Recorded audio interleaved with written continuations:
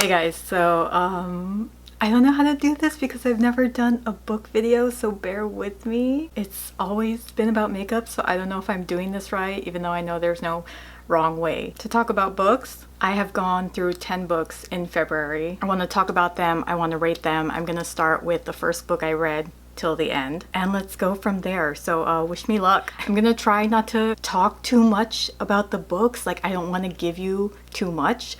All of these books, I had no idea what they were about. I bought these books based on how much they were being pushed on me on TikTok. So I don't want to give you guys too much. I'll give you enough, but yeah, let's start from there. Also, by the way, my ratings for these books would be: number one, would I suggest this book to my best friend or my sister?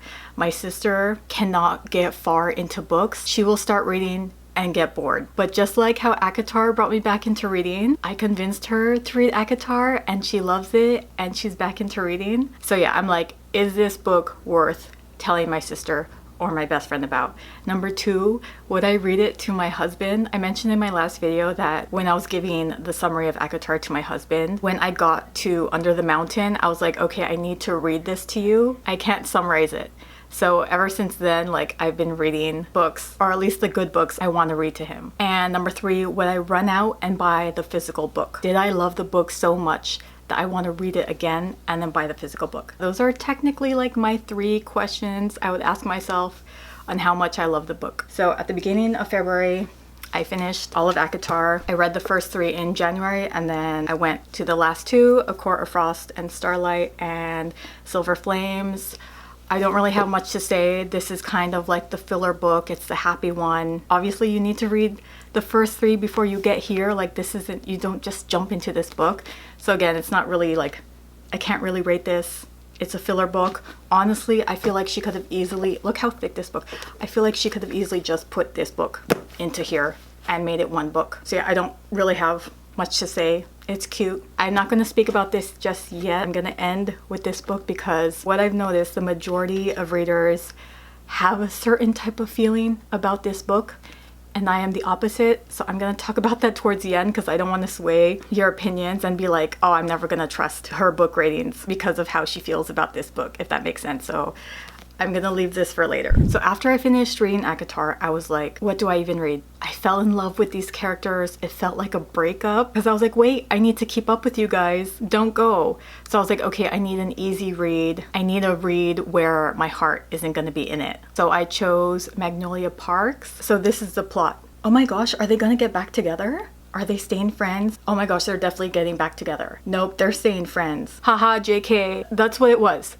Going back and forth, are you guys getting back together? Are you not? But surprisingly enough, while I was reading this, I was like, why am I not annoyed yet that we're just running around in circles over and over? Like, you think that would get annoying, but I wasn't. It's kind of like when you watch a trashy show and you just can't look away. I'm not saying this book is trashy, it's not, but that was the vibe. Like, I couldn't look away, but it didn't pull me in enough to want to pay for the next book, even though the plot twist at the end had my jaw dropped. If it was free, I would definitely read the second one. So I am waiting for it on the Libby app, but it did do its purpose. It was what I needed as a break for after ACOTAR. Again, I needed something simple, something where I wouldn't get too attached to the characters. Not really a book I would recommend to my friends. So next I jumped into Phantasma. I still wanted a one and done book. I bought the physical book. I gave it to my best friend. That is actually my favorite cover of any of the books I've seen. I'm a sucker for florals, so the book cover drew me in. We have the main female character, Ophelia. She's a necromancer. She has to join Phantasma to save her sister. We have ghosts, we have demons. It's very Halloween. And then she has to go through the 9 circles of hell, basically, in this game. Gorgeous man comes in. Obviously, there's obviously gonna be like a gorgeous man in all of these. So I'm really enjoying it. I do wish the circles of hell were more descriptive. The only one I can really remember is the lust level, not because it's the lust level, but that's the only one I can remember. I can't remember what happens in the greed level or the violence level or the wrath level. They all felt kind of rushed. I feel like I wouldn't mind if she made the book way longer just to be more descriptive about the levels of hell. My heart wasn't beating fast when I was reading most of the games. I wanted to be stressed out when Ophelia was playing and getting through the levels. I needed a little bit more. I will say though, Blackwell, out of all these 10 books and out of all the male characters, Blackwell's towards the top. The plot twist at the end got a from me. This book was fun. I would read it again. I did read it again. It was almost a love. If I give a book 4 stars and above, then it's a love. Anything below 4, it's not a like, it's not a love. At first, I gave it a 3.5, but after I knew about the plot twist and reread the book, I gave it a 3.75. The spice, there was way more spice than Silver Flames, but it wasn't as dirty. If you want the spice, Phantasma has the spice. There wasn't really any spice in Magnolia Parks. But overall, it was a fun book. If it didn't have such a cute cover, I probably wouldn't have bought it. But I'm still glad I did. I feel like I can easily reread and grab it and have fun. Okay, next I go into Powerless. I was like, okay, maybe I'm ready for a series. This was my face throughout the book. I had no feels, I had no jaw drops, I had no heart fluttering. The romance part of any book is cute. I mean, come on, a girl loves her romance parts. But I felt no connection to the characters. Someone died, I didn't care. My visions of the characters and the location, they were not vivid in my mind. I feel like they weren't as thoroughly described or descriptive as other books. I didn't want to summarize the book for my husband. I didn't want to recommend this to my best friend. I told her while I was reading this, I was like, it's giving me nothing. This is basically a watered down version of Hunger Games. I feel like I couldn't differentiate the main characters because it sounded like the male character was a woman writing a male character, if that makes sense. Like I wasn't reading a man's perspective. For example, with ACOTAR, I can feel how different the characters are from each other. Oh, this sounds like a woman talking. Oh wait, this is a man talking. But I felt like Kay, the main boy, was a woman writing the boy, not the boy himself. Like, I'm not caught in the story. I'm reading it and I want to jump in. I want to jump into this book, but it's not happening. Like, it won't let me jump in. I will say though, once I hit the end, I was like, damn it, I need to know what happens next. I looked up the second one. Of course, it wasn't available on Kindle Unlimited. You had to buy it. I would have had to pay $12. My curiosity wasn't worth $12, so I'm also waiting for this on the Libby app so I can read it for free. Hopefully the second one is better. If I read this instead of ACOTAR, I don't think I would have been pulled back into reading. Also, I'm sorry, but a teenage boy saying darling, that is not hot or sexy. It's really cheesy. A 500-year-old man saying darling is hot. Just imagine like Henry Cavill calling you darling versus actually no, that's true. Timothy Chalamet is kind of cute. But you know what I mean? Like a 19-year-old boy using a pet name or saying darling doesn't sound good. So once I was done with this, I went straight into Quicksilver. It took 1 page. I was like, nope, I'm connecting Quicksilver too much with Powerless. So I was like, no, I have to read that for another time. So I started reading Beartown. I saw this on someone's like favorite books of 2024. I saw this on a couple people's recommendations, and it's about hockey. I read it because I'm more curious about why people love it versus the actual story. It's about hockey. 40% of the book, we are learning about the characters. We are learning about everyone in this small town, their stories, their extreme love for hockey. Hockey, hockey, hockey. I get it. Can we get to the plot? Can we get to the next point? Where is this going? So we hit, I guess, the climax, and I'm like, this is it? I would have taken aliens coming into their town, the world ending versus what happens. I was just like, really? You gotta be kidding me? That's what this was all leading up to? And I was like, this is why I don't want to read human books. I need to stick to my fantasy books because, no offense, but all these books I've been reading that take place here on Earth haven't been good. If this was a movie and I played it and I watched it, I would have been like, what was the point of that? I don't think it's worth reading.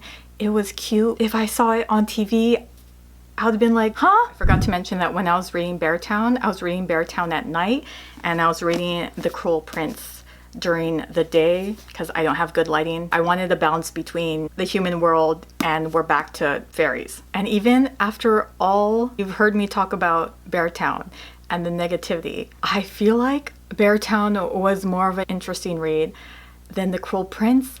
I don't know if it's because it's another book about fairies and it could not match ACOTAR, and that's why I wasn't into it. I know everyone says the second one, The Wicked King, is when it gets good. I started it, so we'll see how I feel when I'm done with this. But as of right now, this was the longest read I had.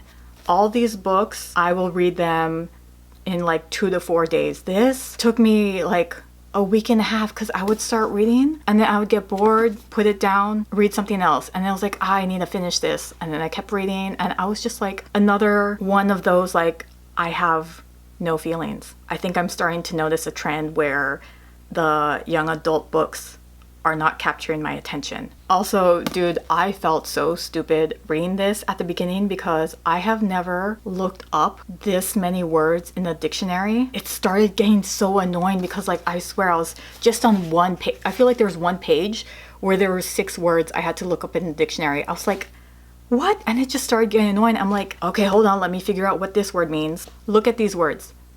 Do you know all of these words? Do you know 5 of these words? Because I didn't know these words. It's like she flooded the first few chapters of this book with the most random words, and then I never saw those words again. It reminded me so much of Joey and the thesaurus episode. I don't, understand. Some of the words a little too sophisticated for you. It doesn't make any sense. Well, of course it does. It's smart. I used a thesaurus. Even with all the big words, I still feel like there was no depth to this story. I would take Beartown over this. There was no plot twist. Kind of like Powerless, there were no feels. I'm hoping the second book is better. Oh, I didn't mention that since I only have so much space on our bookcase, I only want to buy books that I know I'm gonna reread, books that I love, books that are in those 3 categories. Would I tell my best friend and sister to read it? Would I read it to my husband? And would I buy the physical book? Apparently you can return books to Target, so I'm probably gonna be doing this because I don't want these to take up space on my bookcase when I don't like them. Okay, so Fairydale, 40% into the book, I'm like, I am buying the physical book. I love this. I'm very intrigued. It's giving murder mystery vibes. I'm curious for a big chunk of this book. Is she gonna get the inheritance? Is she a witch? Is he a witch? Are they just human? Is she in love with 2 guys? I thought this was gonna be the book where I was just gonna be like, mind blown with some kind of twist. There were 0... Not necessarily a bad thing though. Anyways, so my main question while I was reading this book was, who's the man? What's his real motive? So again, for so many chapters, I'm curious. I can't stop reading. I need to know who this man is. But the author starts giving hints here and there about who he is. Then she gives more hints and some more hints where you know the answer. And she doesn't even need to give you the answer because she gave you the answer enough with all the hints. So basically there was no shock when all my questions and plot twists happens because she gave too many hints. Now when it comes to the spice, I love spice. I welcome the spice. But towards the end, even I was tired of the spice. I felt like I was reading 2 different books because the first half was so good. You didn't need any spice. You really didn't. Like I said, it was so intriguing, so mysterious. When I woke up in the morning, when I was reading that book, I woke up in the morning, I immediately grabbed my Kindle because I needed to know more and more. But once we hit this section where there was more and more spice, it felt like a completely different book. I was kind of like, okay, we lost the plot. Where are we going? Let's get back to the plot. You could have easily taken like 4 chapters out of this book and it wouldn't have made a difference. There was more effort into the spice versus the ending. I want to give it like a 3.75, just like Phantasma. It was almost to the point where it could have been a love, but just not quite there. It would have been such a good book and would have made it to my loves if the ending was better. We were working. I think this was the book that took me the longest to read. I want to say like 3 or 4 days. So like it was a long book waiting to get to this big ending, and then the ending was like it could have been like such a good book. It was at the beginning. Yeah, anyways, you get the point. So next I move on to the Book of Azrael. I love how it instantly throws you into an intense scene. I was just like, whoa, because all the books I've read so far, there's a lead up. It's slow. They're introducing you to the characters, to the location, but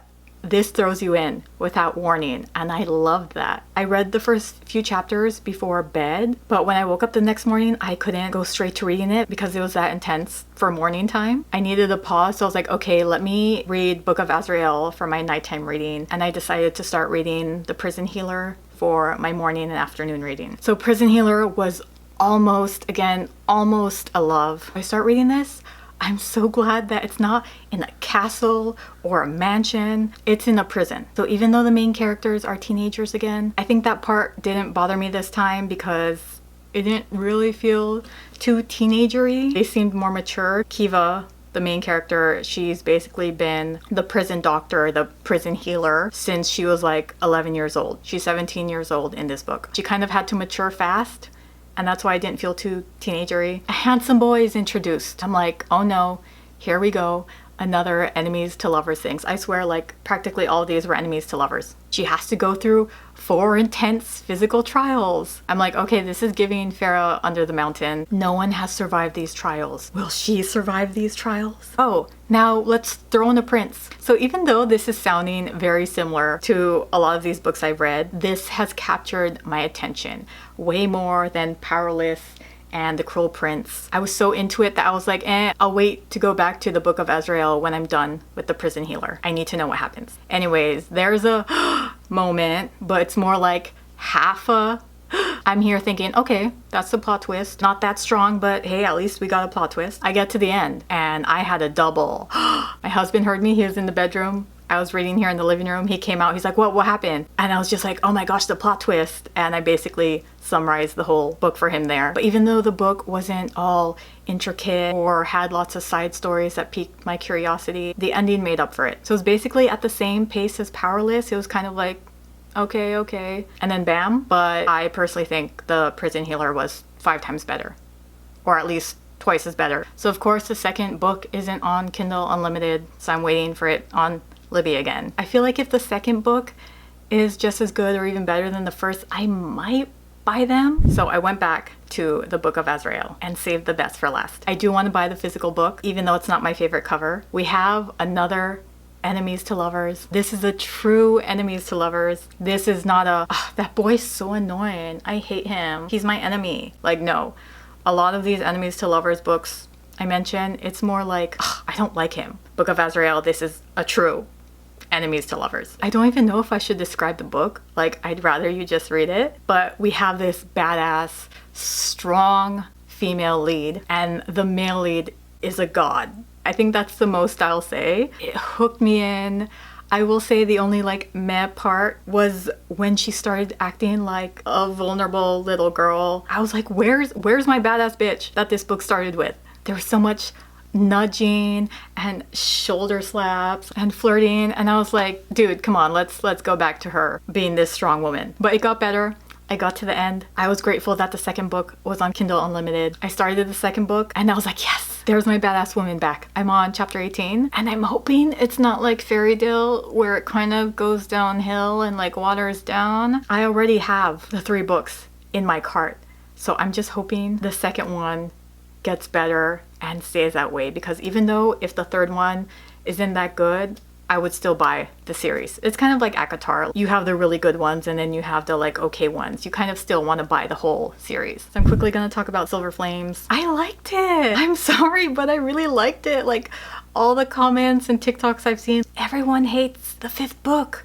I get it. We all hate Nesta. Nesta's horrible. I don't like her. Everyone was like, oh, this took me months to read. I struggled through this.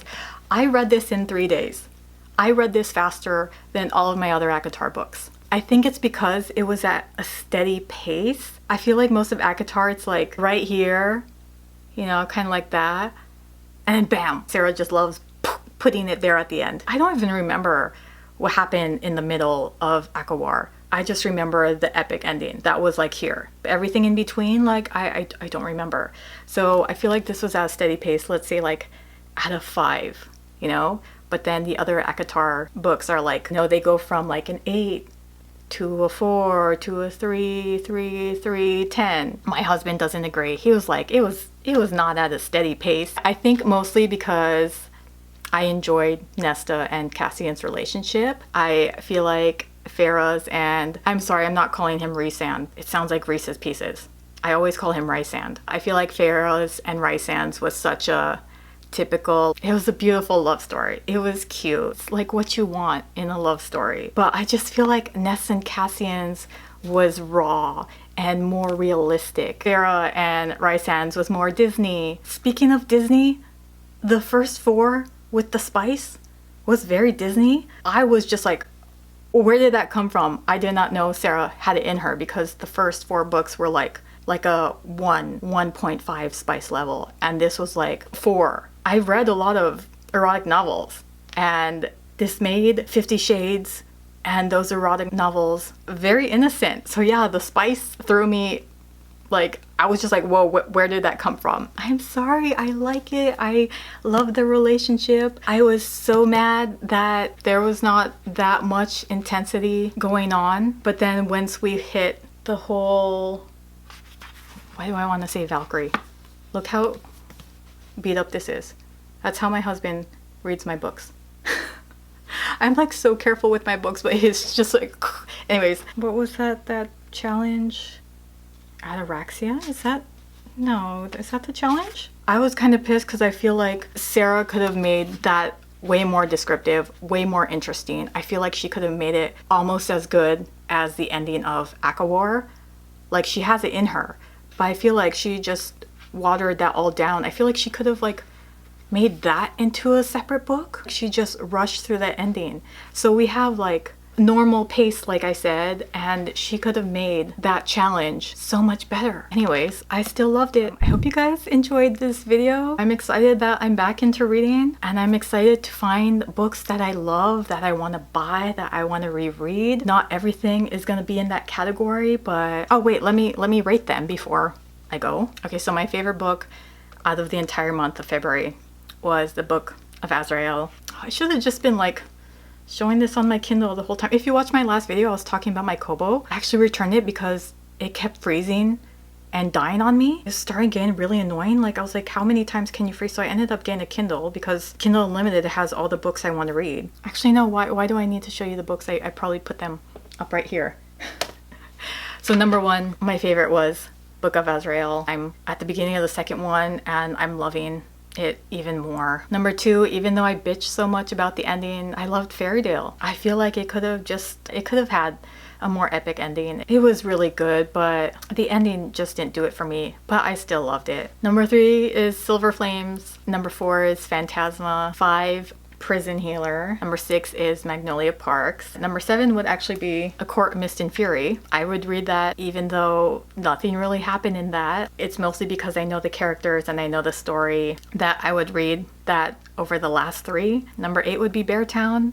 Number 9 would be Powerless, and then number 10 would be Cruel Prince. I feel like both Powerless and Cruel Prince could interchange. But yeah, that is my ratings for all the books I read in February. I hope you guys enjoyed the video, and I'll see you in the next one.